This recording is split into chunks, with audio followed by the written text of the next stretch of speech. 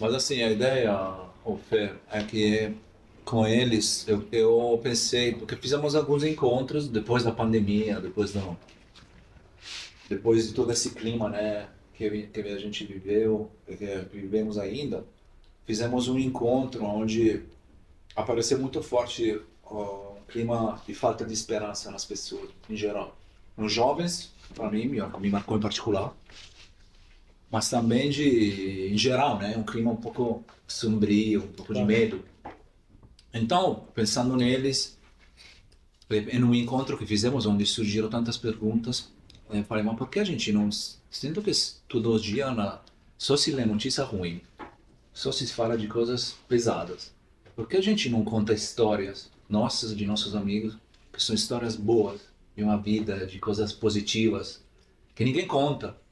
Cara, vamos começar, que começa a olhar 10 pessoas, não interessa. Mas vamos... Então eu pensei neles, a gente se juntou, e começamos assim, a gravar com o microfone, por enquanto, nessa forma. Muito bom, excelente. A ideia é convidar amigos nossos para poder contar a experiência pessoal de vida, de coisas. Maravilhoso, excelente. Essa aqui é a ideia. Boa noite a todos, estamos aqui para um novo episódio do nosso Vapcast. Vale a pena. Hoje temos uma ocasião incrível, porque eu e Silvia também vai se apresentar, porque é a primeira vez que está aqui. Mas depois de tanto tempo, conseguimos finalmente encontrar o nosso grande amigo Carlos Ferreirinha, Fer, pelos amigos. A Silvia vai contar um pouco o que ele é, mas eu estou muito feliz porque de verdade é tanto que a gente estava querendo marcar de se encontrar. Então pensamos nessa ocasião porque pode ser um encontro compartilhado. Então, para se conhecer e bater um papo junto. Então, vou deixar a palavra para a Silvia para se apresentar e apresentar o nosso hóspede. Bom, eu estou feliz depois dos episódios anteriores de estar no backstage, de estar aqui hoje, nesse sofá desta touca. E, sobretudo, estou feliz de estar aqui para apresentar este grande amigo, que é o Carlos Ferreirinha. Acho que muitos daqueles que escutarão este podcast já conhecem eles, mas também para aqueles que não conhecem, vamos contar algo dele, sinteticamente. Bom, a Carlo nasce em São Gonçalo, no Rio. Ele já foi presidente da Louis Vuitton América Latina e depois começa uma trajetória muito interessante com a MCF, que já tem muitos anos. Depois ele contará até toda a trajetória, quantos anos da MCF, que é uma consultoria para o setor de luxo, e também presidente da Abrael e fundador e dono da Bento Store. Para começar, diria isso. Não sei se você quer colocar. Grande consultor. Eu estou contente de estar aqui hoje por duas razões. Porque no início foi para responder a um convite, sobretudo do Braco e também dos outros amigos. Mas no tempo, para mim, a descoberta maior foi me dar conta como este espaço, a possibilidade de conhecer mais as pessoas, as histórias, as paixões, aquilo que move um no outro.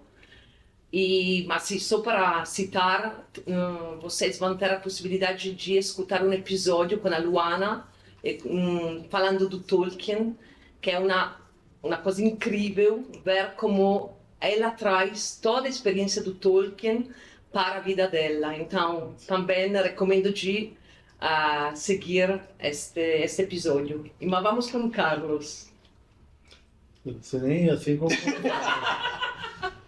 Não, mas eu estou realmente muito feliz de estar aqui. Vocês sabem, Silvia, Braco, do carinho que eu tenho por vocês e por tudo que vocês acabaram proporcionando para mim de conexão com pessoas e conexões com movimentos, etc. Mas é interessante estar com vocês dois aqui, com esse português tão incrível, fluente. sem sotaque. Eu gosto muito do A Carlo, vamos estar com A Carlo. Realmente muito bom isso. Mas eu lembrei de imediato de um filme italiano que eu assisti recentemente e que tem muito a ver com o que vocês falaram. É uma comédia italiana, bem tipicamente, né, italiano, mas é um dos filmes mais fantásticos que eu vi nos últimos anos. Eu, inclusive, vou escrever sobre ele. É um filme que se chama Já Era Hora. E é um filme que fala exatamente sobre o nosso descuidado com a relação com o tempo. E o nosso descuidado de não trabalhar esse tempo a nosso favor. Eu falo isso até de forma comovida, porque nesses últimos tempos a gente tem tentado, né, se encontrar, etc. E uma série de infortúnios e de projetos, etc., vão nos tirando essas possibilidades. E esse filme está na minha cabeça o tempo inteiro, assim, porque se a gente não se cuidar, o tempo passa. E quando a gente vê, a gente está junto aqui quase 2 anos, 3 anos que a gente não estava junto, assim, né, pessoalmente. Então, de imediato, eu quero dizer que eu estou super feliz, muito grato de estar aqui com vocês e honrado aí com esse convite de vocês. Eu queria começar com isso, porque você é uma pessoa que tem um aspecto de criatividade, de originalidade em tudo aquilo que realiza. Por exemplo, você chegou até a escrever um livro, não? O Paladar não Retrocede, que não mencionei antes. Então, nós queríamos um pouco partir deste ponto para depois entrar dentro da sua história. Silvia, é muito interessante, até porque eu estou sentado aqui com vocês conversando, mas estou vindo até de um exercício agora de 2 dias com 50 empresários do Brasil todo que estavam nesses 2 dias aí numa conversa comigo sobre gestão, sobre inteligência de mercado. E um dos comentários que eu faço, e isso na verdade é algo meio que contínuo, assim, pelo menos no meu caso, assim, eu não consigo enxergar, talvez seja uma perspectiva enviesada, né, da minha história, mas eu não consigo observar e perceber a criatividade como se fosse um talento natural. Eu não me considero um indivíduo criativo pelo talento, eu me considero um indivíduo disciplinado, focado, obsessivo de fazer as coisas de forma diferente. E talvez aqui venha de um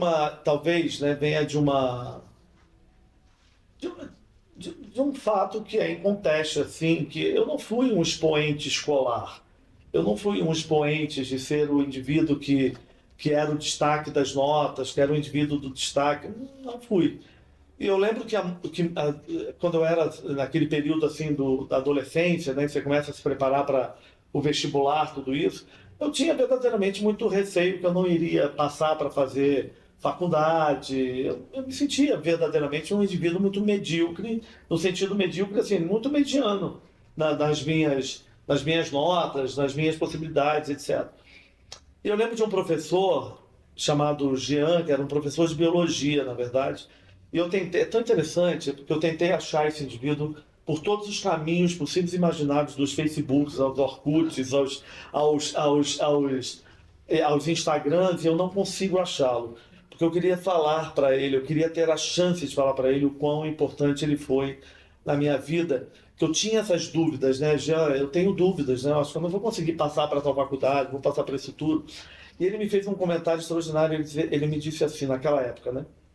Só que não é exemplo para todo mundo seguir, não, mas é apenas uma coisa da minha vida, né? Quando ele falou assim, Ferreirinha, eu sempre entendi que aqueles que não eram as notas 10 eram os profissionais mais interessantes que eu encontrei na minha vida. Porque eles eram os profissionais que tinham que se superar o tempo inteiro, porque eles tinham que o tempo inteiro passar por uma fase que era uma fase de mostrar que era possível, que era mostrar que era capaz.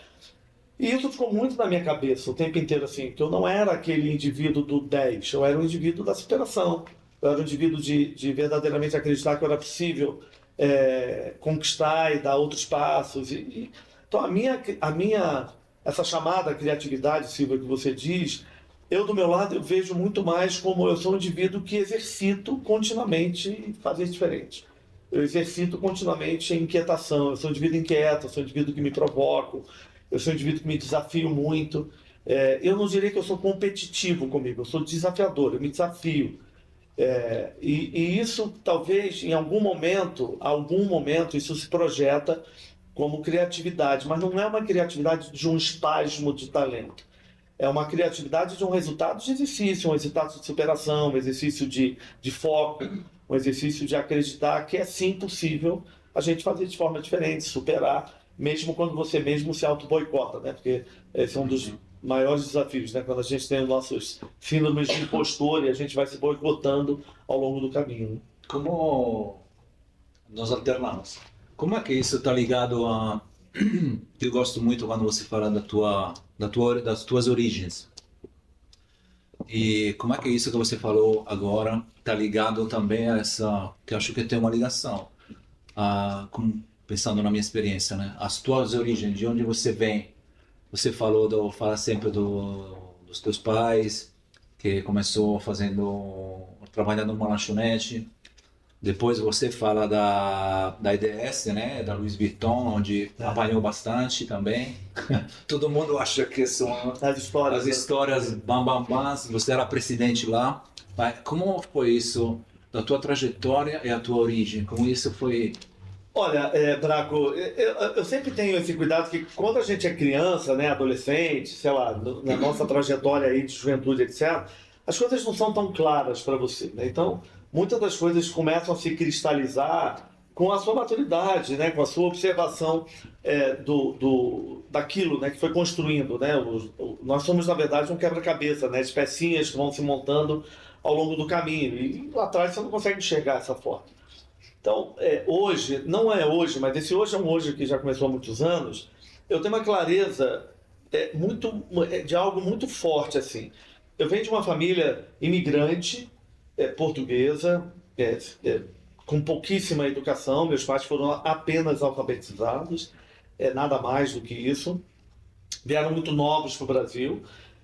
Um momento de Portugal, que era um Portugal que migrava muito pela pobreza, o norte de Portugal, que até hoje é uma história interessante, porque o norte de Portugal se tornou a grande força produtiva de Portugal, né? Onde está a indústria, onde está tudo isso, mas era no passado a região mais pobre de Portugal.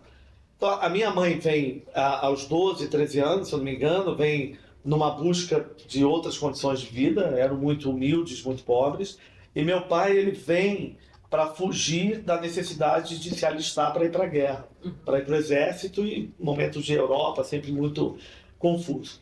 Então meus pais vêm nessa... Pronto, eu vou fazer um corte nisso. Meu pai era dono de um botequim, minha mãe doméstica. A minha mãe, eu lembro que nós passamos, que não é diferente de uma série de mães aí que estão disponíveis no mercado, né, que existem. A minha mãe era uma mulher, 4 filhos, eu, minhas 3 irmãs, uma vida muito humilde, muito simples, com muita limitação, né, cultural, intelectual, tudo isso. E minha mãe é uma mulher que eu lembro que ela, assim, a gente passou a nossa infância e adolescência com minha mãe costurando, fazendo coisas, não para fora. A minha mãe costurava para nós, né, a gente se vestia com minha mãe. E minha mãe nunca tinha feito um curso, minha mãe nunca fez nada disso. E até anos depois, né, agora até pouquíssimos anos atrás, foi o único momento que eu vi da minha mãe num espasmo, que até ela é meio que incomoda ela ter falado isso para mim em algum momento. Que minha mãe, em algum momento, ela soltou para mim alguns anos atrás que ela é muito triste ao longo da vida dela porque ela não teve a chance de estudar.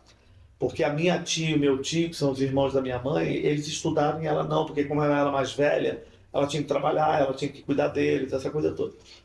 Então minha mãe costurava, minha mãe não era uma mulher criativa, minha mãe era uma mulher que foi aprendendo a fazer por necessidade, né? E foi driblando essas coisas todas. E meu pai, Braco, que era um indivíduo com também, né, muita limitação cultural, muita limitação de tudo. Meu pai era dono de um botequim no centro de São Gonçalo, um boteco, né? Não era nem lanchonete, era um boteco mesmo. Boteco, né? Não, porque tem essas histórias, as pessoas meio que ficam meio loucas, né? Então, por causa de Ferreirinha, do luxo, da Vuitton, elas escrevem Ferreirinha, que vem de uma família de São Gonçalo, onde o pai era dono de restaurante. Que dono de restaurante, pô? Meu pai era dono de um boteco que vendia frango, ovo e cachaça. Boteco, literalmente boteco. Só que meu pai, anos depois, essas coisas ficaram claras para mim, né? Meu pai, ele tinha uma habilidade, naquele botequim dele no centro de São Gonçalo, meu pai, ele atendia e conversava com o cachaceiro, com o mendigo, com o prefeito da cidade, com o gerente do banco. A gente tem que lembrar que esse é um período social que gerente de banco era uma autoridade na cidade, né? Gerente do banco tinha quase o poder do prefeito. Era uma coisa meio surreal. Então meu pai conversava com o prefeito, porque ele era o boteco bem exatamente no centro de São Gonçalo, que a gente chama de rodo. Então meu pai conversava com o prefeito, conversava com o cachaceiro, conversava com o banqueiro, conversava com isso, conversava com aquilo. Claro que aquilo, quando você é moleque, eu trabalho desde os 9 anos da minha vida, você não tem essa percepção. Anos depois, eu fui entender como é que meu pai conseguia ter tanto conteúdo. Meu pai, que tinha sido apenas alfabetizado, ele lia 5 jornais por dia. Ele lia o Jornal Globo, o Jornal do Brasil, na época era um jornal muito forte, ele lia o Jornal do Comércio, ele lia o Jornal Português, e ele lia o jornal, agora esqueci o outro que tinha lá no Rio de Janeiro, importante. Então meu pai, ele tinha repertório para falar com o prefeito, para falar com o cara do banco, para falar com o cliente comum, para falar com... Era uma coisa... E isso depois ficou na minha cabeça, né? E ao longo do tempo eu fui entendendo que talvez a minha mais importante conexão, quando eu olho lá atrás, é que a minha família era uma família desprovida de qualquer privilégio social de dinheiro, né, discricionário. Eu não tive a bicicleta que eu quis, eu não tive a bola que eu quis, eu não tive nada disso. E não tive mesmo, assim, a gente não era de brinquedo, existia muita limitação na nossa vida. Mas era tão interessante, assim, eu lembro que eu quis fazer curso de informática, eu pude. Eu quis fazer datilografia, eu pude. Eu quis fazer inglês, eu pude. Tudo isso eu pude fazer. A bicicleta eu não tinha, a bola não era possível, mas era possível fazer o inglês. Então, essa talvez seja a conexão mais importante que eu trago comigo. Que a informação empodera, informação liberta, informação te faz ser capaz de alcançar diversas possibilidades, pelo repertório, pelo poder de narrativa, pela sua capacidade de argumentação.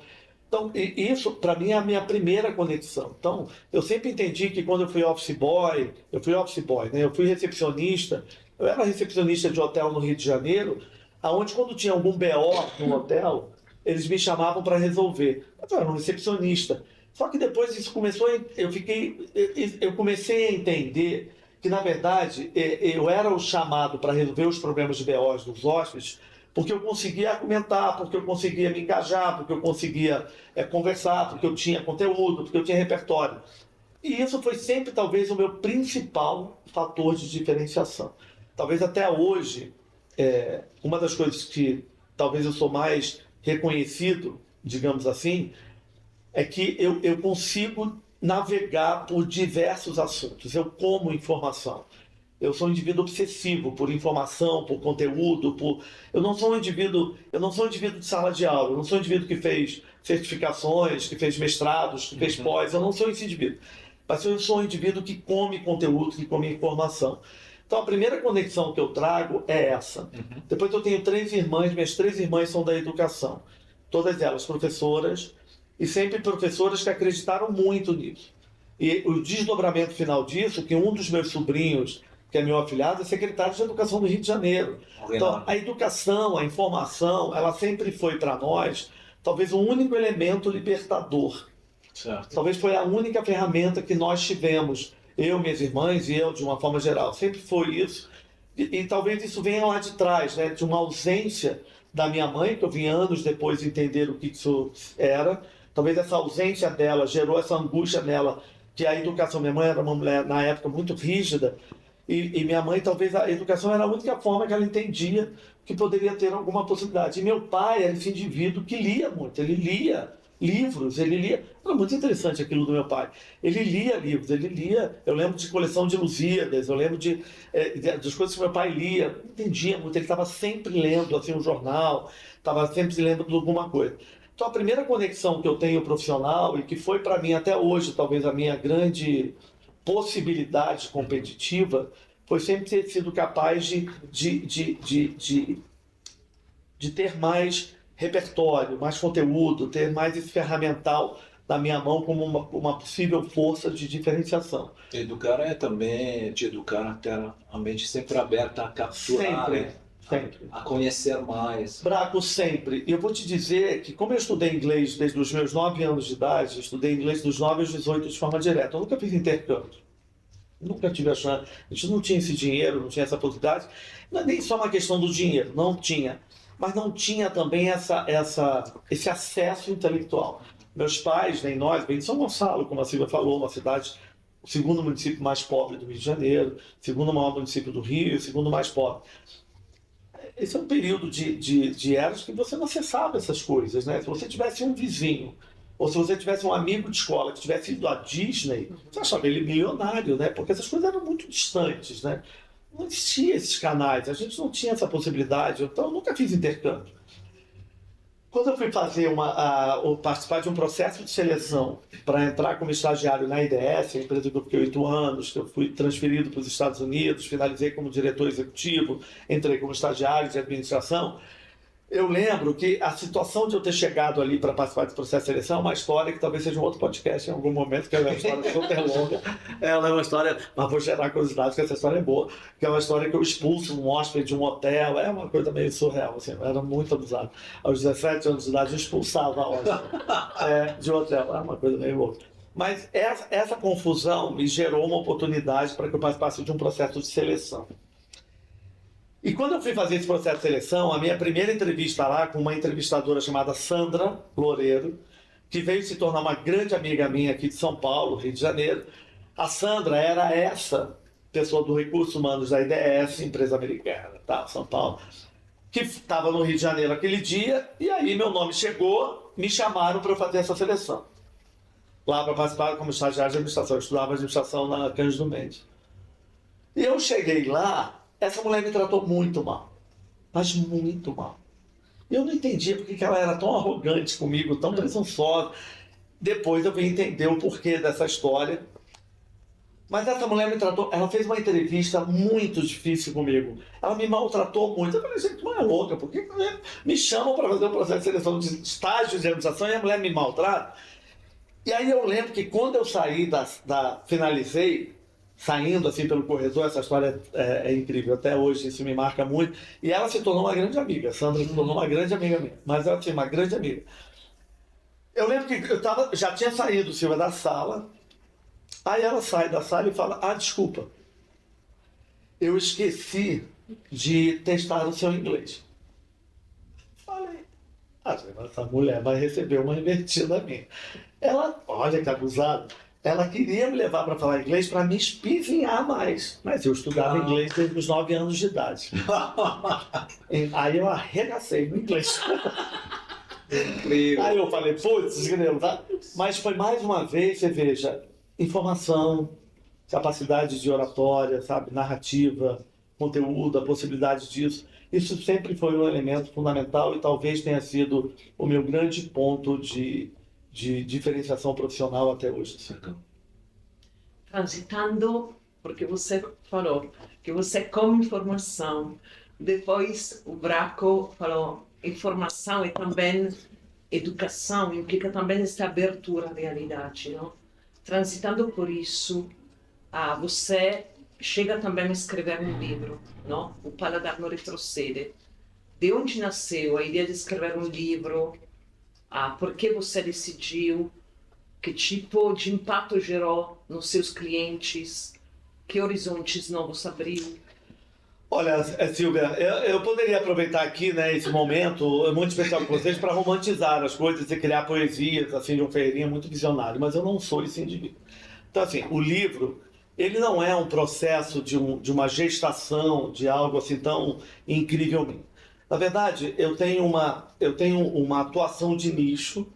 O meu trabalho enquanto executivo, né, na área da gestão do luxo, mais a minha empresa, ela se tornou uma voz, ela tem um reconhecimento de liderança na América Latina.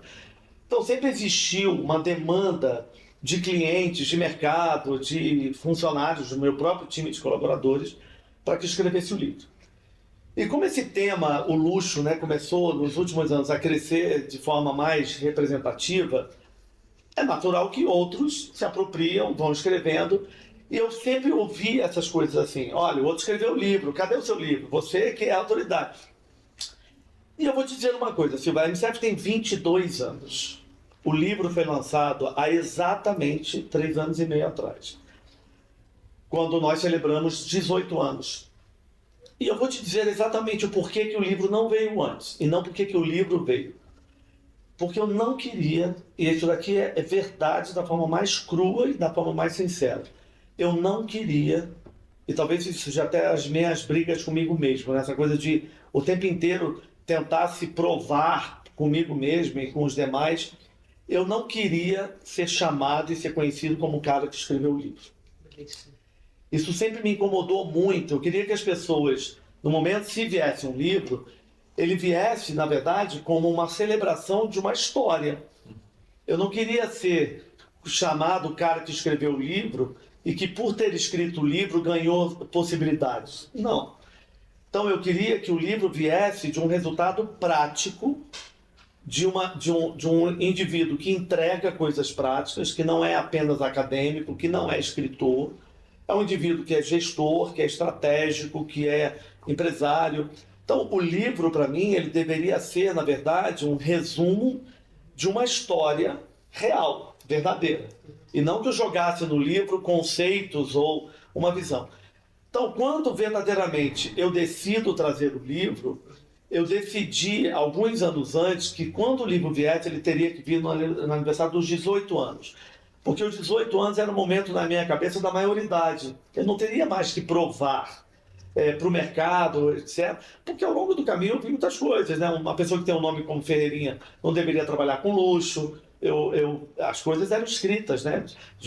Gente, colunista de jornal escrevia, na minha época de Vuitton, que quem tem nome Ferreirinha deveria vender coxinha, não deveria ser presidente de uma empresa francesa.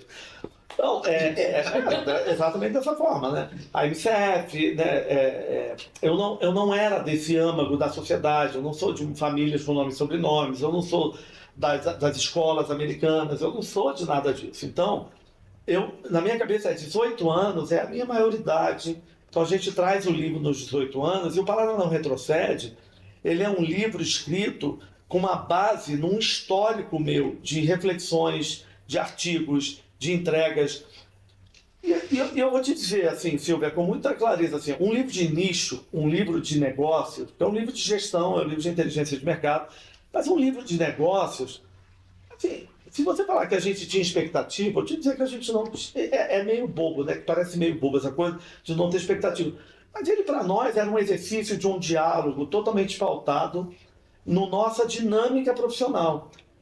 Para nossa grande alegria, porque isso é uma alegria, é uma surpresa, mas é uma alegria, o Paladar Não Retrocede está entre os livros mais exitosos, de livros de nicho de gestão no Brasil.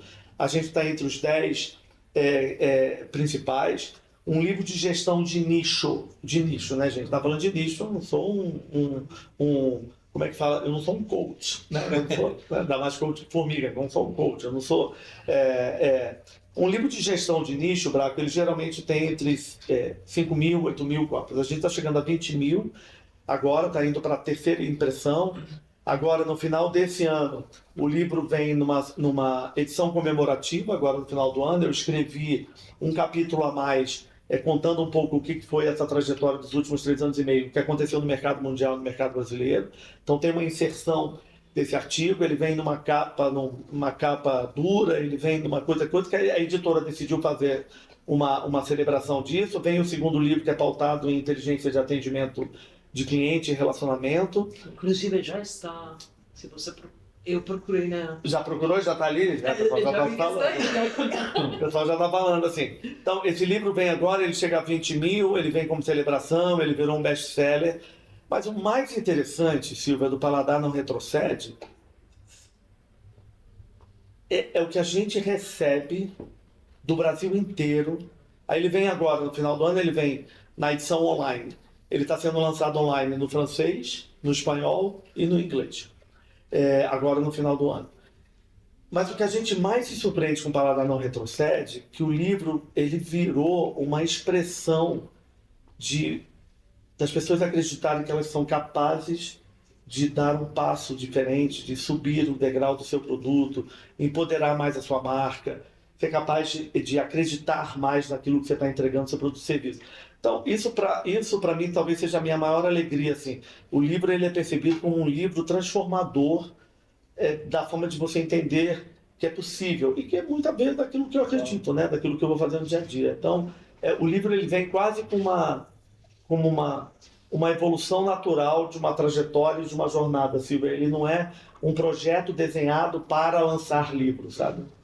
Paladar não retrocede, me lembra, acho muito interessante, queria aprofundar com você esse tema, porque o exemplo do vinho, né, nos italianos, mas quando você começa a beber vinho, me lembra quando... Os franceses acham que não tem vinho na Itália. Exato. Os franceses. Mas nós também achamos que não tem queijo bom na França. Ai, a França. Mas enfim, mas me lembro quando eu comecei a beber vinho, quer dizer, aos 8 anos de idade, Itália, te dá um golinho para experimentar, né?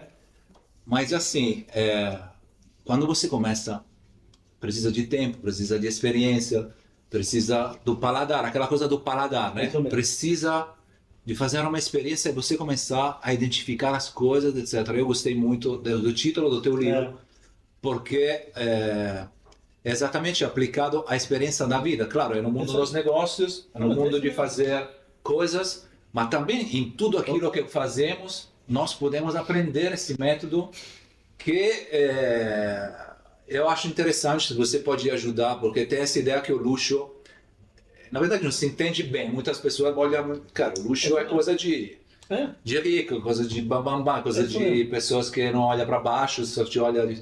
Em vez, eu entendi, lendo, te conhecendo, que tem um aspecto disso que tem a ver com, você fala, né, da excelência, de uma coisa bem feita, de uma coisa que vai nos particulares, como os artesãos, né? Eu me lembro sempre de um exemplo que uma vez, não me lembro quem fez, que falava de uma cadeira que tinha alguma coisa lá que ninguém podia ver, que ele ia lá trabalhar e fazia com esse cuidado. Ninguém ia ver aquele particular. Ele fazia essa cadeira com... Eu acho que isso é uma coisa muito interessante, porque você, mesmo sendo um nicho, então, para poucas pessoas, ninguém consegue comprar uma Ferrari, quer dizer, poucas pessoas, uma Ferrari, mas que essa ideia que está atrás é uma coisa que é muito interessante para tudo, para viver. O paladar não retrocede para tudo. Quando você vive um certo tipo de amizade, menos eu não quero mais. É exatamente isso. Na verdade, a frase o paladar não retrocede, que também é uma necessidade minha aqui de desconstrução, eu vou voltar lá em uma dos pontos que a Silvia trouxe de criatividade, etc. Eu não fui um indivíduo que criei uma frase para virar título de livro. O paladar não retrocede, vou até dizer como é que essa capa surgiu. O livro estava basicamente pronto, o livro estava basicamente já finalizado e não tinha a capa, e não tinha o título. E a gente não conseguia chegar no título do livro. Aí o Leandro, que trabalha comigo há muitos anos, o Lê trabalha comigo há 13 anos, o Lê, numa reunião com a editora, o Lê virou assim, literalmente dessa forma: Fê, por que você não usa o paladar não retrocede, que é a sua fala há tantos anos? Então, eu criei essa expressão paladar não retrocede há quase 20 e poucos anos na minha vida. Ela representa muito daquilo que eu acredito. E o que eu acredito é que todos nós somos impactados por todo mundo, produto, serviço, marca, pessoas, que nos tornam mais exigentes. Nós somos resultados de impactos que vão modelando as nossas expectativas. Então, se você tem a chance de ser surpreendido por alguém na sua relação de amizade, aquilo dali passa a ser parte do seu alinhamento, né? Você não quer menos daquilo. E é o mesmo que acontece na compra de produtos, na compra de serviços. E não importa que produto e serviço é esse, em que posicionamento está. Então, eu pauto uma crença de que todas as vezes que a gente é encantado, surpreendido, que a gente é fascinado, a gente toma decisão por isso. E aqui, com muito cuidado, eu vou dizer, nós somos educados pelo belo, nós somos educados por tudo aquilo que nos torna mais exigentes, né? Nós somos educados por tudo aquilo que nos faz subir degraus, né? Que eleva o nosso olhar, que educa o nosso olhar. E quando você fala do luxo, Braco, assim, eu tenho incômodo zero das pessoas olharem para o luxo, mesmo tendo sido presidente da Vuitton.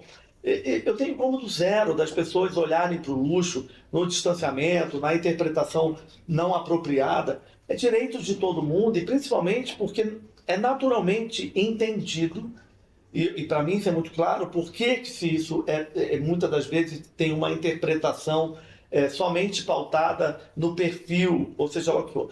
A minha pauta ela é totalmente diferente. Eu não entro nisso. Eu entro no luxo, no que ele tem de modelo de negócios inspirador.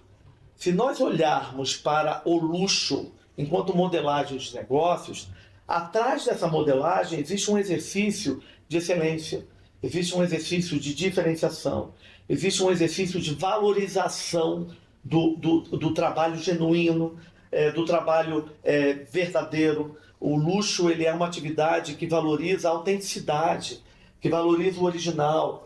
A história das marcas de luxo, das principais marcas de luxo, que elas basicamente residem na Itália, na França, na Alemanha, na Inglaterra, são histórias de família, são histórias de artesãos, são histórias genuínas de superação, são histórias verdadeiramente de pessoas que acreditavam que era possível fazer diferente, que era possível costurar diferente, que era possível lapidar diferente. Então, eu trabalho com o luxo numa inspiração de inteligência estratégica. Então, o que eu digo não é apenas para se tornar luxo. Eu sou consultor de empresas populares. Eu sou consultor de Cacau Show. Eu sou consultor de Cacau Show, sou consultor de Rei do Mate. Rei do Mate não pode ser uma operação de luxo, Rei do Mate não é luxo. Boticário. Mas não quer dizer que eles não podem fazer um empoderamento do seu atendimento, não pode surpreender o cliente com um relacionamento diferenciado, com o lançamento de um produto mais empoderado, uma edição especial do lançamento de uma coxinha. Não importa do que a gente está falando. Então, a minha pauta do luxo é uma pauta de uma inteligência de gestão, de uma inspiração estratégica de que é possível nós criarmos produtos, serviços, relacionamentos mais cuidadosos, mais pautados no apreço do detalhe, com mais afetividade naquela matéria-prima, com mais cuidado da forma que você entrega, da forma que você envelopa. Então, eu tenho uma prática minha de dizer que nem todo mundo tem que ser luxo, gente. A vida não é feita de luxo, a vida é feita de volume, a vida é feita de massa. Eu brinco que a vida não é feita de restaurantes estrelados Michelin, não. A vida é feita de McDonald's. A vida é feita de volume, né? A vida não é feita de Louis Vuitton, que eu fui presidente. A vida é feita de Shein, de Renner, de Riachuelo, de C&A. A vida é feita de volume, de massa, de capilaridade. Mas isso não quer dizer que a gente não pode aprender um pouco a ser mais inquieto com aquilo que a gente entrega, com aquilo que a gente faz, com a forma que a gente se relaciona, a forma que a gente impressiona as pessoas. Se percebe, pelo que você falou agora, que você carrega e leva para os seus clientes um desafio, não? Um desafio a ser até mais eles mesmos, né? É isso mesmo. Como é recebido isso? Muito por difícil. eles? E como você entende também que eles fazem um caminho nesse sentido também como pessoas, como eu? É muito interessante isso, Silvia. É muito interessante até da forma que você trouxe. Eu vou te dizer o seguinte, eu vou te falar de forma assim muito... talvez muito cuidadosa, mas assim, não é fácil trabalhar comigo, seja trabalhar comigo no meu time de colaboradores, e os meus clientes, assim, eu sou um indivíduo muito provocador, eu sou um indivíduo muito pautado para excelência, eu sou um indivíduo, ontem, inclusive, literalmente assim, ontem, teve uma questão XYZ, de um esquecimento XYZ, com esse workshop que eu estava coordenando, de uma coisa muito trivial, mas ela é muito importante para mim. E o meu time esqueceu, por negligência. Eu escovei. Dei uma escovadinha boa. Depois que eu dei uma escovadinha, eu chamei eles novamente e falei, vocês não têm que ficar emburrados comigo, não. Vocês têm que ficar emburrados com vocês mesmos. Vocês não têm que ficar chateados comigo. Vocês têm que ficar chateados com vocês mesmos. Por terem deixado isso passar, por terem sido negligentes, por não terem sido atenciosos em relação a isso. Então, eu sou obsessivo. Eu sou um indivíduo que chego no escritório, isso não é história, tá, gente? Eu chego no escritório, você conhece muita gente lá, você conhece alguns, eu chego no escritório, o capacho está descentralizado na porta da entrada do meu escritório. Eu posso abaixar e botar o capacho, não tem problema nenhum para mim, né? Minha vida é totalmente para mim. Eu não. Eu chamo todo mundo. E desce todo mundo. E quando desce todo mundo, a Catinha que está comigo há 24 anos agora, sei lá, a Catinha já chega e fala, Ela já fala, ai, capaz. O que vai passar agora? Eu boto todo mundo e falo. E as pessoas já sabem, né? Falam assim, ai, capaz. Porque eu digo o seguinte, gente, ninguém vai perceber o capaz de descentralizar, mas capaz foi feito para não ser percebido descentralizado, ele tem que ficar centralizado. Então, se você não observa isso, você deixou de observar que o papel higiênico não está mais no lugar, que está faltando a identidade olfativa, que está faltando balinha, que o papel está jogado no chão. Então, eu sou um indivíduo irritantemente cansativo com isso, eu sei. Mas eu sou uma empresa pequena, mas a média das minhas pessoas estão lá há 10 anos, 14, 15, 20 anos. Eu falo, ou eles são loucos, ou eles são masoquistas, ou eles verdadeiramente têm a chance de um processo de desenvolvimento, porque eu sou um indivíduo de desenvolvimento e superação. Eu sou resultado disso. Eu não venho da escolaridade incrível, eu não venho dos nomes e sobrenomes familiares. Eu sou um indivíduo resultado real e vivo da superação, da disciplina, da transformação, da crença verdadeiramente da excelência. Então eu levo o meu time à exaustão. Eu sei disso. Ao mesmo tempo, então, os meus clientes, geralmente eles dizem que depois que eles têm um dia inteiro, né, de entrega dos projetos, né, estratégias, né, eles falam que depois de um dia do dia comigo, eles precisam pelo menos uma semana de descanso. Então, é uma coisa. Não, mas é literalmente dessa forma. Não, mas é literalmente dessa forma. E eu tenho um perfil que é um perfil provocador. Eu provoco mesmo, eu levo à exaustão. Agora, mais uma vez, assim, a gente tem clientes que estão lá há 10 anos, clientes que estão há 12, muito recorrentes. Mas eu sou um indivíduo que não prezo, que eu não sou, aqui, eu não sou mal educado, mas eu sou exigente. E eu falo para os meus clientes, Silvio, uma coisa, que eles têm isso como mantra. Eu digo assim, vocês nos pagam, nos contratam para que eu seja verdadeiramente entregando para vocês a minha verdade absoluta de recomendação. Eu não vou apaziguar isso. Vocês têm o direito de não renovar, têm o direito de não querer mais, mas eu não posso abrir mão disso. Então eu sou cansativo, eu canso eles. E como está isso com, tipo, você vive sempre com essa coisa da excelência, do belo, da tendência à perfeição, com a nossa imperfeição, tipo, também tua. Mas como você vive isso? Porque é nossa, às vezes trabalhar com pessoas, né, gerenciar pessoas, como você faz. Eu às vezes, muitas vezes para mim não é simples, né? No mundo também que tem muitas vezes essas falhas que aparecem, e às vezes são negligência, mas às vezes também nossa natureza, né? De não poder ser perfeito. Mas, Braco, eu não acredito na perfeição, hein? Eu uso a perfeição como um sinal de um símbolo. Na verdade, hoje eu fiz um comentário nesse trabalho onde eu dizia todo produto e serviço que está debaixo do impacto da mão do homem ou da máquina está sujeito a falhas, está sujeito a erros. O meu ponto não é a perfeição. O meu ponto é o exercício contínuo de você se superar, de você se transformar, de você se acreditar verdadeiramente que é possível. O trabalho para alcançar a excelência, ele é um exercício de falhas ao longo do caminho. Ele é um exercício de imperfeições ao longo do caminho. E a mesma coisa de nós, né? Eu estou aqui sentado com vocês hoje, no privilégio de conversar com vocês dois. Eu não nasci dessa forma. Isso é um processo de uma jornada, que você vai amadurecendo, que você vai ajustando, que você vai limpando, né? Que você vai recortando. Já teve um momento da minha vida que eu era, que possivelmente que eu era muito mal educado da forma que eu cobrava. Você vai ajustando, né? Você vai reconhecendo suas fragilidades, né? Você vai reconhecendo aonde você precisa fazer ajustes. Mas isso não tem a ver que o resultado final disso é uma busca incansável de você acertar, de você surpreender, de você alcançar patamares verdadeiramente genuínos de diferenciação.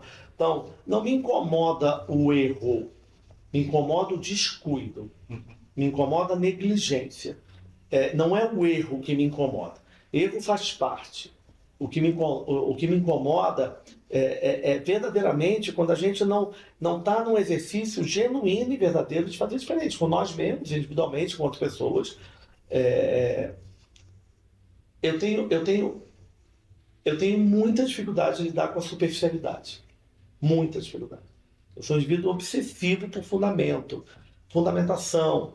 Então eu vou falar, muitas das vezes com a minha equipe, eu digo, não há problema nenhum da gente não conseguir fazer alguma coisa, mas sentem comigo, conversem comigo, compartilhem comigo, criem uma argumentação para isso. A superficialidade, ela me incomoda profundamente. Eu sou um indivíduo que a gente tem que aprender a defender essas coisas, né? A lutar pelas coisas, assim, mesmo que no final a gente não consiga fazer. Mas essa trajetória, essa jornada, ela é fascinante. Ela é para mim muito mais interessante do que apenas dizer, não consigo, eu esqueci. Porra, não, mas por quê? Não, eu falo muitas das vezes, né? Eu falo, você não precisa esquecer. Não deixa gritar na sua cabeça. Escreve um post-it, bota lá, olha no espelho, olha, você cria armadilhas para se manter alerta, atento, cuidadoso, criterioso. Uma coisa que... Mas daqui a pouco vão me achar do outro lado que eu sou totalmente maníaco. Eu vou perder. Não, eu quero falar sobre isso. Depois o Thiago quer fazer uma pergunta. Depois vou. Porque para mim, tô pensando na minha experiência, né? Aquilo que me ajudou muito para mim, quer dizer, eu entrei a trabalhar numa área que não era a minha área, né? De monitoramento com satélite, etc. E por várias ocasiões que aconteceram, através de um cliente que consegui encontrar, então teve que estudar, teve que aprender muita coisa, mas aquilo que me ajudou muito foi ter um chefe que me massacrava. Mas me massacrava no bom sentido, tipo, eu sabia que estava num patamar, ele com estima, né? Um lugar de estima, cara, ele me puxava para um patamar onde eu não estava ainda. E me ajudou muito uma disponibilidade a levar cacetada o tempo inteiro. Então é isso também, a presença de mestres, né? De alguém que te ensina. Eu vou te dizer uma coisa, e você trouxe uma coisa muito interessante, que eu tenho usado muito assim, nas minhas expressões nesses últimos tempos, e principalmente esse ano. Eu vou falar de um jeito ferreirinha de ser, quando eu digo assim, pode surgir o chat GPT que for. Pessoas inspiram pessoas, pessoas impactam pessoas, pessoas desenvolvem pessoas, pessoas cuidam de pessoas, pessoas emocionam pessoas, pessoas transformam pessoas. São as pessoas os pontos de conexão de transformação. Eu tive na minha vida profissional, eu tive um executivo que era um diretor, na minha época de DS, um diretor paulista que morava no Rio de Janeiro, um homem muito culto, e que ele me espizinhava. Ele falava, Ferrinha, dessa forma, você não tem currículo, você é um indivíduo verdadeiramente que não traz aqui um fator educacional diferenciado, o seu sobrenome, uma série de coisas. E aquilo me deixava enlouquecido, porque ele não fazia aquilo para mim, ele fazia aquilo por desdém mesmo, ele se achava, né, uma elite cultural. Eu já tive um outro executivo, que era o Marcelo Norberto, e esse eu cito o nome, né, o outro eu prefiro não citar, mas o Marcelo Norberto, ele era um indivíduo totalmente diferente. Um indivíduo muito culto, de música clássica, etc., mas muito capaz profissionalmente, que eu falava, Marcelo, tem que fazer isso, ele falava, tá bom, faz. Eu falava, mas tem que falar com aquele diretor da Shell. Não, vai lá e bate na porta, fala. Eu falava, mas eu tenho condição. Não, vai lá e pede para você te atender. Então, Marcelo era um indivíduo que dizia para mim, faça, vai lá, bate na porta, você vai fazer a apresentação. Então, ele me levava à loucura. E a Tânia Otranto, que foi uma das mulheres mais importantes na minha vida profissionalmente, a Tânia Paris, que ela foi aos Estados Unidos falar que queria que eu voltasse para o Brasil para trabalhar com ela, era vice-presidente. Ela sentou comigo, eu falei para ela, Tânia, mas talvez eu não esteja ainda para essa posição, porque ela foi lá pedir para voltar como diretor de marketing no Brasil para a EDS. E a Tânia era uma mulher, foi a primeira mulher profissional, a primeira mulher em cargo executivo na GM no Brasil, depois a EDS virou subsidiária da GM, a Tânia fazia parte de um mundo global da EDS, era uma das pouquíssimas mulheres na época que ninguém falava de mulher ainda em comando executivo. A Tânia tinha uma sofisticação de intelectual, ela me botava na sala dela e ela falava, me apresenta a sua ideia. Eu falava, então preciso elaborar um pouquinho mais. Não precisa elaborar. Me defenda agora que assim. Fale. Me diga verdadeiramente o que você gostaria de fazer. Aí eu falo assim, Tânia, eu tenho que preparar um pouco mais. Não, depois você prepara. Primeiro você me diz o que você gostaria. A Tânia me levava a um desafio intelectual, mais do que braçal, mais do que fazer a apresentação, ela queria que tivesse de mim argumentação, ela queria que eu falasse, ela queria coisa. Então, eu sou pautado nisso, sabe? Que pessoas inspiram pessoas, pessoas lideram pessoas, pessoas impactam, emocionam, tudo é através das pessoas. E, então, me parece trouxeram duas palavras interessantes que me parece que tem a ver com a pergunta que o Thiago queria fazer. Você falou de excelência, o Bracco falou de mestre, né? Como esta excelência se torna um hábito, no sentido que se torna própria de uma pessoa, no sentido que entra dentro daquela pessoa. Então, não é algo que uno faz para agradar. Então, por exemplo, na sua equipe, colocamos a bala sul papel higiênico para agradar o Pereirinha. Não. Como se torna hábitos? Então, algo que uma pessoa carrega nela e carrega para a vida, né? Silvia, na verdade, assim, muito bom isso que você falou. E aí eu vou voltar lá para a questão da criatividade, assim. Eu não considero, no meu caso, a criatividade não é talento. A criatividade é um exercício.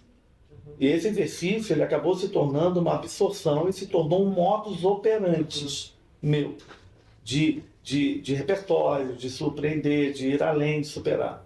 Excelência, ele é um resultado diário de um exercício de superação. Quando você quando você projeta o resultado em excelência para que o outro perceba, você, na verdade, está fazendo uma ativação de marketing. Na verdade, você está fazendo uma criação de um arquétipo que vai impactar o outro por aquilo que ele está vendo. A excelência, ela tem que ser um resultado genuíno de um exercício seu verdadeiro de você ter alcançado o seu limite. A excelência, ela é um resultado de um limite. A partir daquele ponto, você já não consegue mais. E é por isso que muitas das vezes eu ajusto, né? Eu sou um indivíduo de ajustar. O tempo inteiro eu chamo das armadilhas mentais. Então eu falo muito com a minha equipe, falo muito com clientes, quando eles dizem assim, não, sabe o quê? Vamos fazer agora dessa forma, e depois a gente faz melhor. Eu falei, para. Porque quando você diz que você, da próxima vez você faz melhor, você está dizendo que agora você fez de qualquer maneira. Você tem que ser capaz de dizer que agora você está fazendo absolutamente no seu limite. Depois você faz diferente, você faz de uma outra forma. Mas quando você diz que depois eu faço melhor, você basicamente está dizendo, sabe o quê?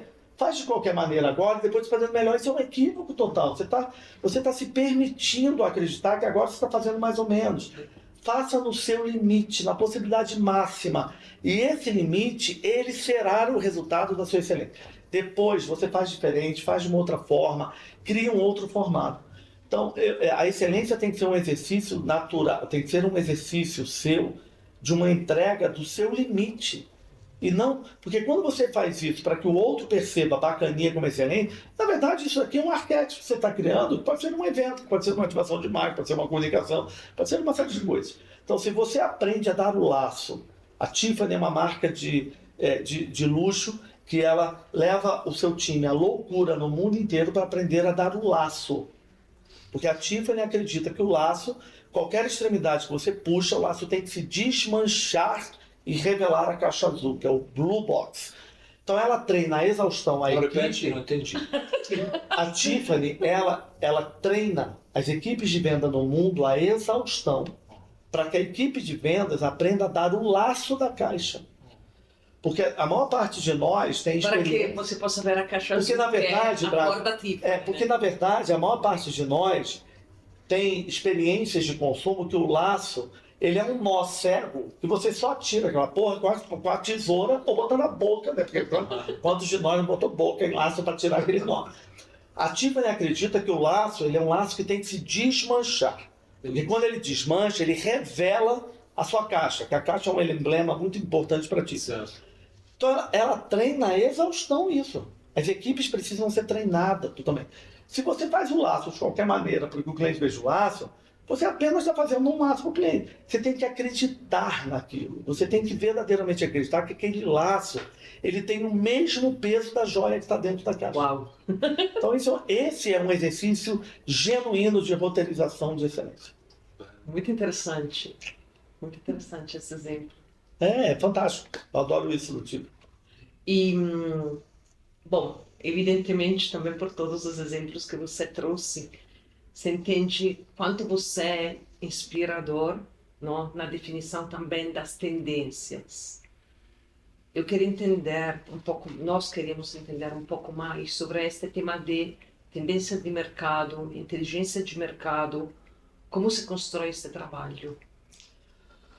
Olha, Silvia, talvez eu tivesse duas reflexões, assim, né? Alguns anos atrás eu ia responder de uma forma e cada vez mais eu estou respondendo de outra. Nós fomos educados profissionalmente, academicamente, todos nós, acredito que lá na Itália também, mas todos nós fomos educados academicamente, profissionalmente, a pensar no futuro. Nós fomos educados a fazer planejamentos, nós fomos educados a pensar no longo prazo. Nós fizemos exercícios com crianças e adolescentes que muitas das vezes, aí muitos inclusive que possuem filhos, a gente deixa de entender que muitas das vezes o quão complicado nós fazemos isso. Nós chegamos com crianças, professores, e nós mesmos chegamos com crianças de 14, 15 anos de idade, são crianças, e a gente chega para essas crianças de 14, 15 anos e diz assim, está na hora de você começar a pensar o que você quer fazer para o resto da sua vida. Para o resto da sua vida aos 14 anos de idade. É uma coisa absolutamente desesperadora. Como você faz isso com a cabeça de um adolescente? Como é que a gente cria esse turbilhão de dificuldades na cabeça de um adolescente? Mas faz professor, faz isso e uma pressão, né? Você já sabe o que você vai fazer para a sua vida? Você já sabe? É uma loucura aos 14, 15 anos. Então, nós fomos educados profissionalmente a pensar no futuro, fazer planejamento. Você, Silvia e Braco, que participam aí de mundos corporativos, né, ambos, né, com histórias profissionais. Gente, as empresas são... Eu fui executivo, né, de 2 empresas globais, eu sou mestre de planejamento. Você é viciado em reunião, começa a fazer uma reunião já marcando a próxima data da próxima reunião, porque já sabe que a reunião não vai acabar. Então você já começa a reunião marcando a porra da próxima reunião, para uma reunião que nem precisava de reunião. Né? Porque você já podia ter resolvido o assunto de uma outra forma.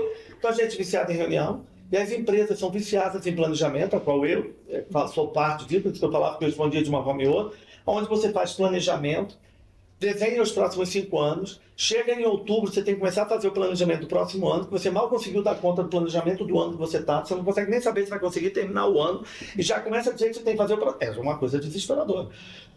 E o que eu tenho dito nos últimos anos, que a gente perdeu algo brutal nesses últimos anos, que foi as nossas certezas. Nós estamos cada vez mais no limite das incertezas, nós estamos cada vez mais sem previsibilidade, ninguém previu o Covid, ninguém previu pandemia, ninguém previu a guerra na Ucrânia, ninguém previu que a maior economia do mundo, que é os Estados Unidos, teria sua nota de crédito abaixada, ninguém previu essas taxas inflacionárias no mundo, ninguém previu essa animosidade nas fronteiras de China e Índia que pode virar uma nova guerra mundial, ninguém previu a crise energética da Europa, ninguém previu.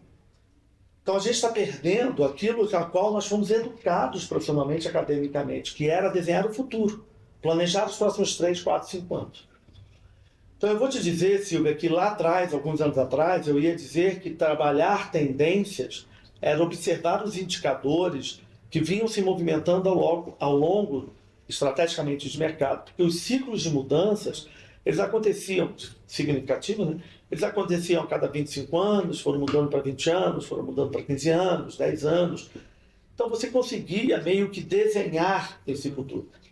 Hoje eu digo para clientes que se a gente conseguir fazer um planejamento efetivo para 6 meses, já celebre, já fique absolutamente em festa. Porque a gente está perdendo isso. Então, eu digo que atualmente a principal habilidade para mim, Ferreirinha, profissionalmente, não é prever o futuro. É reagir mais rapidamente ao que está acontecendo diante dos nossos olhos. Muito interessante. Então, eu tenho dito que talvez a habilidade que gerará maior competitividade, Silvia, é se nós conseguirmos interpretar mais, traduzir mais o que está acontecendo. A gente precisa reagir mais uma rapidamente. lógica de time to market. É uma lógica de você interpretar, reagir mais rapidamente do que sentar numa mesa, vamos planejar. Como é que a gente lida com essa informação para daqui a 6 meses, 1 ano, a gente volta? Não há mais essa possibilidade. Então, tendência para mim é muito mais do up to now, é muito mais do agora. Como é que a gente traduz, como é que a gente pensa, como é que a gente reage a isso, como é que a gente abraça a oportunidade. Bem interessante. é uma mudança total de patamar, né? Mas eu acho que é uma mudança total de patamar. Quando a gente está diante de um mundo onde alguns especialistas acham que a guerra da Ucrânia não tem mais fim, que a guerra da Ucrânia é a nova guerra da Síria, quem poderia imaginar, todo mundo falava de aquecimento global. Claro que tem, né, um universo de pessoas que ainda acreditam que a Terra não é redonda e que a gente não tem aquecimento global. Mas nós estamos diante de um cenário onde a Líbia teve 30 mil mortos com chuva. Aonde a gente está numa semana aqui gravando esse podcast, onde Nova York parecia uma piscina com carros boiando com tempestade. Quem previu isso? Isso parecia aqueles filmes de Will Smith de Independence Day. Quando você olhava esses filmes de ficção científica, Independence Day, achando que Nova York estava sendo atacado. Carros boiando em Nova York, Rio Grande do Sul, da forma que está fazendo, sensação térmica em pleno inverno de 48 graus, alguma coisa está muito equivocada. A gente perdeu totalmente as nossas possibilidades de ficar desenhando os futuros. Tem que reagir rapidamente diante dessas situações. Complicado. Silvia, no início eu queria te falar, porque a gente estava falando de uma propaganda que na Itália está passando agora de um supermercado. Se chama Esselunga. É onde meu pai vai quase todo dia. Ele faz a fisioterapia lá. Porque quando ele vai lá, ele corre, ele fica... Quando chega em casa, ele caminha tudo devagar. É incrível. Muito bom. É uma academia. Eu gosto demais de ir lá com meu pai. É muito bom. Mas enfim, eles fizeram essa propaganda, que eu adoro propaganda. Você também, de vez em quando. Muito. Porque elas mexem com coisas. É. Essa propaganda tem uma criança que está brincando pega um pêssego. Ela some, a mãe se perde lá. A mãe procura essa criança e vê ela que está brincando com um pêssego. Aí depois entra no carro, a mãe chega em casa, ainda a criança brinca com um pêssego.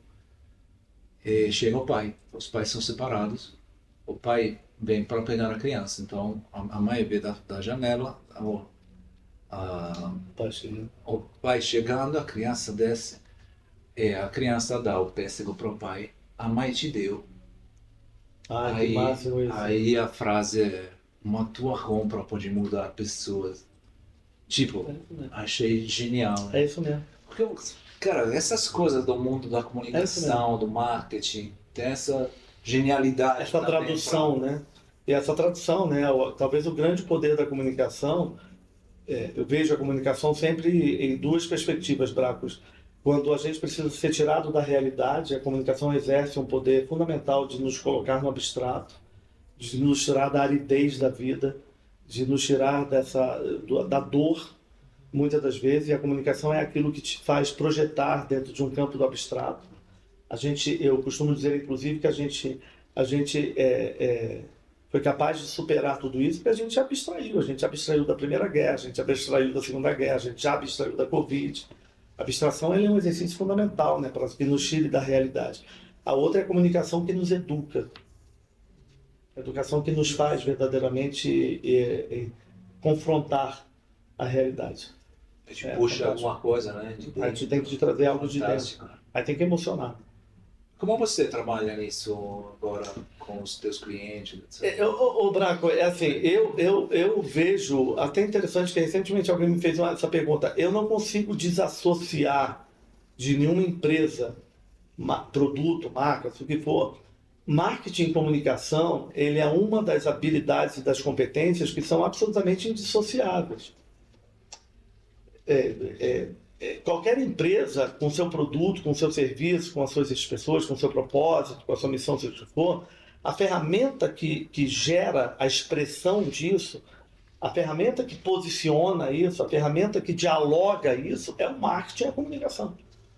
Então, marketing e comunicação são as ferramentas que dão voz a tudo aquilo que você está fazendo, a tudo aquilo que você gostaria que o outro soubesse. Então, eu vejo que muitas das vezes a gente tem que tomar cuidado, que eu vejo muitas empresas e profissionais que favorecem apenas de forma muito forte a lógica, a racionalidade, a tecnicidade. E a gente precisa sempre entender que a gente também precisa das competências abstratas, que educam as pessoas na observação do desejo, que fazem as pessoas observar poesia nas coisas. A gente é resultado de um consumo de vontade, né? A gente não precisa comprar mais calça jeans, a gente não precisa mais comprar camiseta. A gente tem roupa suficiente para viver os próximos 10, 15 anos. O que nos estimula a comprar é essa vontade, esse abstrato, essa fantasia, né? essa poesia. Quando se perde a mão dessas coisas, isso é um outro campo que aí já é a psicologia, já é a terapia, é uma outra coisa, quando as pessoas perdem um pouco o senso da realidade. Mas o marketing e a comunicação, eles são indissociáveis. São eles os conectores. São eles que criam tudo aquilo que vai nos plugando nas nossas observações. Faço a minha última pergunta, depois deixo para o fechamento branco. Uma coisa que sempre me impactou muito é ver a frequência com a qual você posta nas redes sociais agradecimentos para as pessoas da sua equipe, pessoas também que cuidam de você, não só da equipe, não? Então você vê uma emoção, uma gratidão e também uma certeza, né, de uma pessoa que não se concebe sozinha diante do mundo, diante dos desafios da vida, né? De onde nasce isso? Porque você é tão importante também explicitar até a nível público esta gratidão. Olha, Silvia, é tão interessante que às vezes as coisas elas são tão já quem você é, que você talvez perde um pouco até essa percepção assim. Hoje até enquanto nós estamos gravando aqui, nesse dia de hoje, da nossa gravação, é o dia da secretária. Eu fiz questão de postar lá aqueles que estão do meu lado, as meninas que estão do meu lado, me ajudando nesse dia a dia aí, as minhas assistentes, as secretárias de uma forma geral. Olha, Silvia, a primeira é a forma que você falou, assim, né? Quando você está fazendo a pergunta, minha cabeça está tentando entender comigo mesmo da onde vem isso.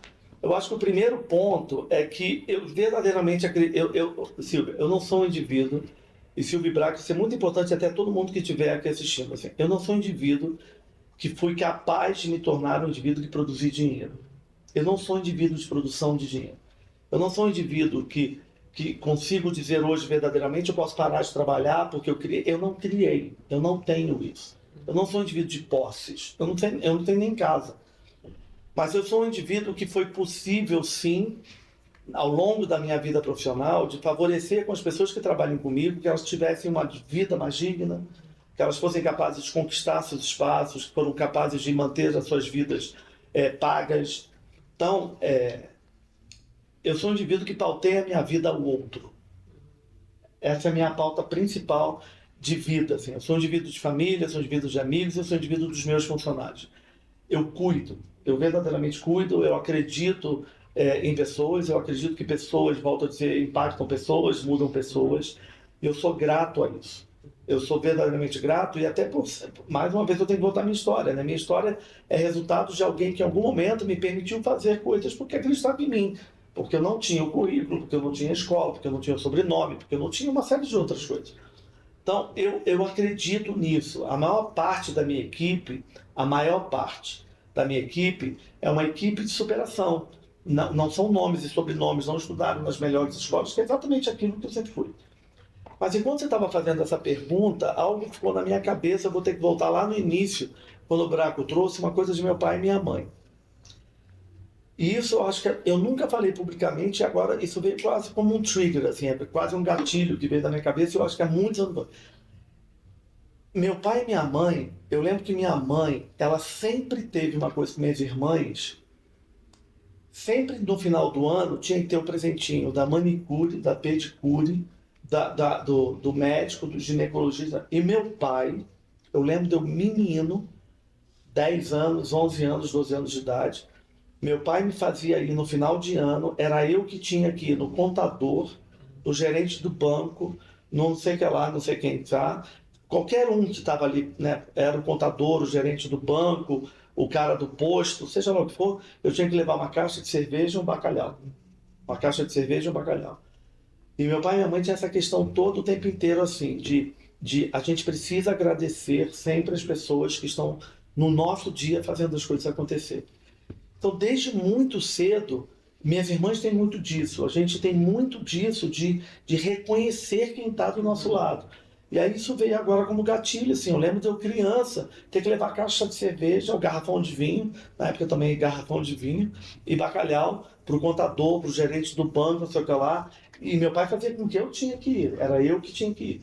Então, eu acho que tem isso, assim, das suas bases, né, que você vai construindo valores importantes. Eu tenho uma passagem na minha vida, que é uma passagem que eu nem sei, eu já falei isso publicamente em algum momento, que eu não vou conseguir lembrar onde. Eu trabalhava no botequim do meu pai, né? Eu tinha 9, 10, 11 anos, eu trabalhei lá até os 12 anos.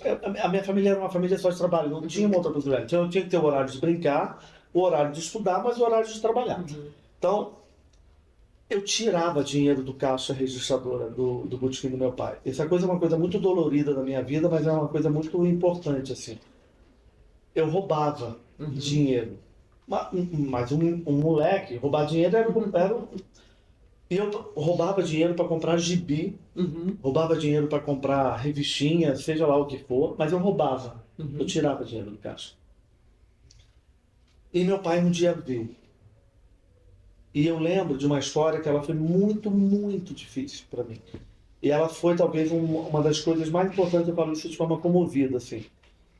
Meu pai e minha mãe principalmente minha mãe, eram pessoas com muita dificuldade, né, da exigência.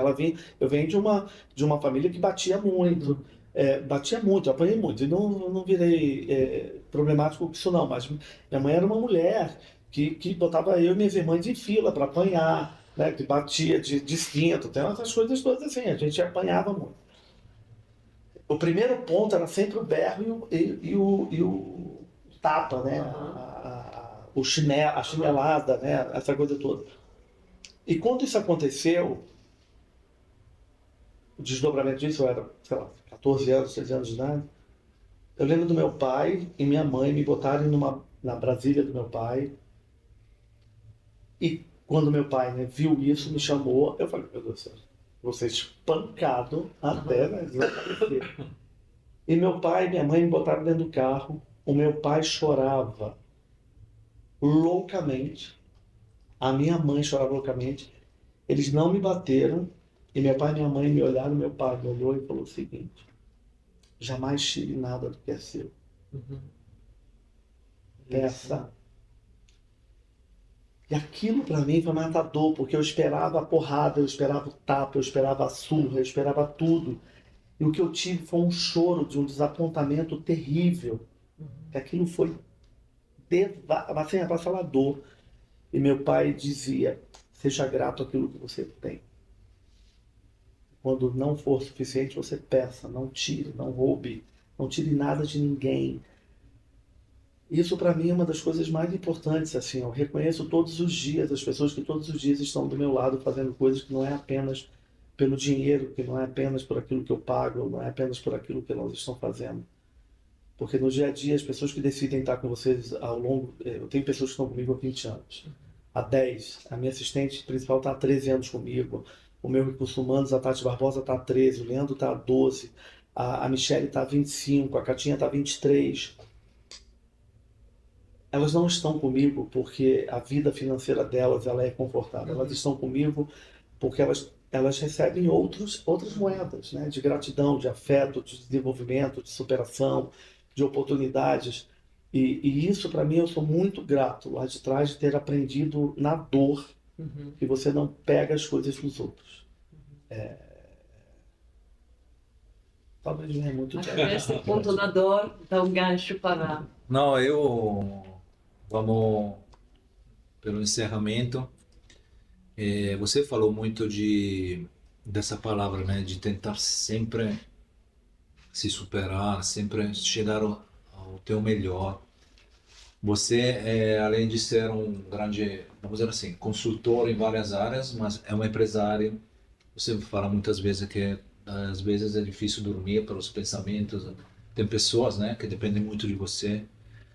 Enfim, tem todos esses desafios, sacrifícios. A gente encerra retomando um pouco a pergunta pelo qual iniciamos. Porque muita gente na frente dessas dificuldades desiste de tantas coisas, né? Por que vale a pena fazer aquilo que você faz, como você faz? O que você falaria? Dá para pedir ajuda aos universitários? Mas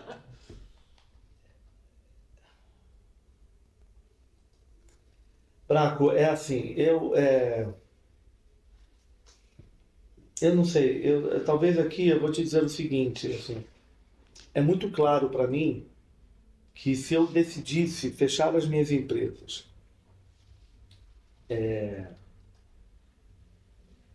inclusive a Silvia no início falou da Bento Store, né, uma empresa que eu fundei, a Bento há 10 anos, mas eu não fundei sozinho, eu fundei com o Otávio, inclusive é do relacionamento de vocês. Já não faz mais parte da Bento. O caminho mais simples, muitas das vezes para mim, era ter fechado a INSEV. Eu tive muitas dificuldades ao longo de toda a minha história. A história não é só bonita, né? Eu me vi muitas vezes sem rumo, sem percepção, se eu ia conseguir pagar salário no outro dia, se eu ia conseguir... Me vi muitas das vezes indo à Basílica de Nossa Senhora Aparecida com dinheiro apenas de ônibus, e a única coisa que eu ia era para lá para rezar, porque eu não esperava milagre, eu não sou um indivíduo de achar que eu vou receber milagre. Mas eu ia para lá, passava o dia inteiro tentando encontrar paz, para pensar, sabe? Para ter outros tipos de reflexões. Então, é muito claro, Braco e Silvia, para mim, eu falo isso sem presunção e sem arrogância, mas com muita verdade. Se eu fechasse as minhas empresas e se eu trabalhasse apenas com o meu nome, eu teria uma disponibilidade financeira muito grande. Mas eu não tenho prazer nisso. Eu tenho prazer de trabalhar com pessoas, eu tenho prazer de gerar oportunidades. Então, acho que para mim vale a pena... Ontem, literalmente ontem, quando eu finalizei o workshop, eu tinha um trabalho com o pessoal da Bento. A gente tinha agendado isso já há alguns meses e nós fomos na peça do Homem de Ferro com a minha equipe. Aí a Laura, que é uma das pessoas da minha equipe da Bento, o primeiro emprego dela, ela tem 22 anos de idade. E talvez eu vou responder por ela o que ela falou, que isso veio na minha cabeça agora, do que ela me falou ontem. Essa menina ontem, aos 22 anos, ela chegou em mim chorando assim, de emocionada, e falou assim, eu estava falando com a Érica é minha gestora da Bento, está comigo há 10 anos, a Érica é minha gestora da Bento há 10 anos, ela do lado da Érica, ela chorando, segurou na minha mão e falou, é o meu primeiro emprego.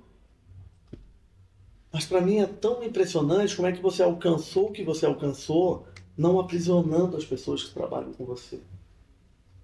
Como é que você foi capaz de fazer essas coisas permitindo que as pessoas sejam elas? Então talvez a minha resposta valha a pena para isso, para ouvir essa resposta, de que eu em algum momento fui um agente que permitiu a essa menina Laura acreditar que ela é capaz, acreditar que ela é possível, acreditar que ela Eu pautei minha vida por pessoas, eu acho que vale a pena tudo para ver as pessoas sendo capazes. A Dina, que vocês conhecem, trabalha comigo em casa há 27 anos. Há 27 anos. Então, me dá uma satisfação de poder acreditar que eu ajudei a Dina a formar o filho dela, de dar dignidade para a vida dela ter uma casa, dela ter... E é isso. Talvez seja isso. Muito bom. Bom, muito obrigado. Foi uma conversa incrível. Cara, de verdade. Eu te agradeço. Obrigado. Obrigado a vocês, um prazer enorme. Passaram 3 anos, valeu a pena te esperar. Valeu. Não, mas você não é 3 anos afastados, né? Não, afastado nunca. Não, afastados em Não, eu tive um ano e meio atrás. É, exatamente isso. Agora, enfim, só para lembrar aos nossos followers de seguir-nos nas nossas redes, no YouTube, no Vale a Pena Cast e também no Instagram, @Vapcast. Spotify, Vale a Pena Cast ou Vapcast. Esperamos todos vocês, porque esse episódio com o Ferreirinha realmente possa bombar. Adoro isso. Não tinha disso. Tiago, está bem? Adorei isso. Obrigado. Obrigada, amigo. Obrigado. Adorei. Já vou até seguir também no Instagram do VatoCast.